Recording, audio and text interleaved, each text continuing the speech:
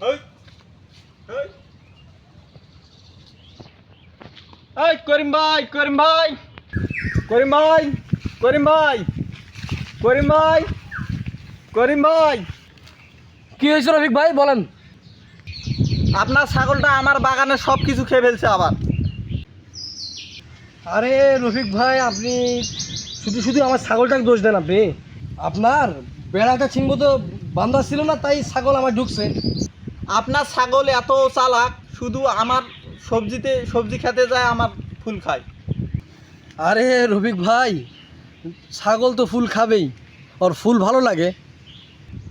শুধু ফুল না, আমার সবজিগুলোও সব খেয়ে ফেলছে। আপনি কি চান আপনার ছাগলটা আমি বেঁধে রাখবো? হ্যাঁ, অন্তত সেটা করলে আপনার বাগানটা বেঁচে যাবে। ঠিক আছে করিম ভাই, ছাগলটা আমি বেঁধে রাখবো, কিন্তু ছাগল বেঁধে রাখলে ছাগল তো আবার খেতে যাবে। শুনেন, আপনি যেহেতু বাঁধে রাখবেন তাহলে আপনাকে আপনার বাগান থেকে আপনি ছাগলটাকে দূরে রাখবেন।